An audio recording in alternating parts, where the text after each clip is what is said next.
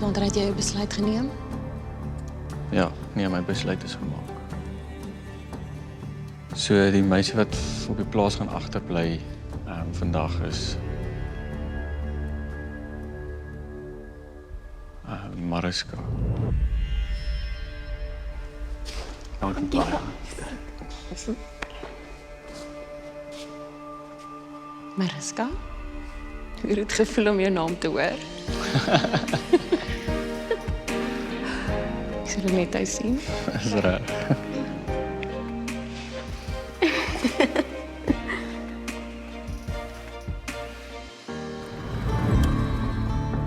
Jy weet jy jou besluit geneem. My besluit is geneem. So die dame wat op die plaas bly is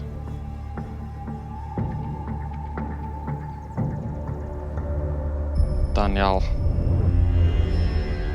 Dankie, Jepie. Sterkte met alles, hoor. Ja. Voel dit dan nou? Baie gelukkig. Ja. Kom, ek gaan nou vir julle 'n bietjie so 'n oombliekie gee.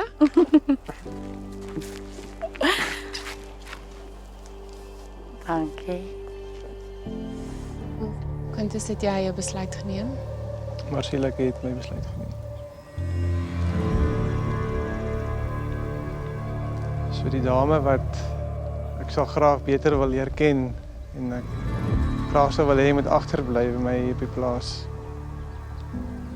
Sal dan wees Ria. Dankie. Dankie vir jou.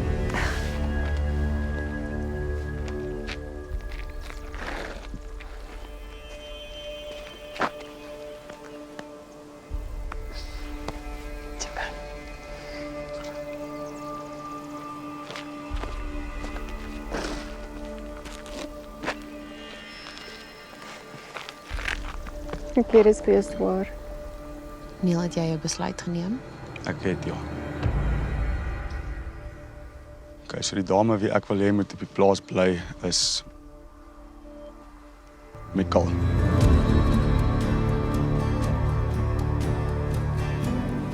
As jy wil tata sê, dan kan jy.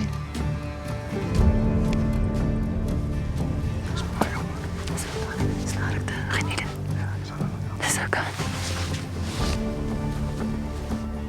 Gaan vir julle 'n oomblik gee.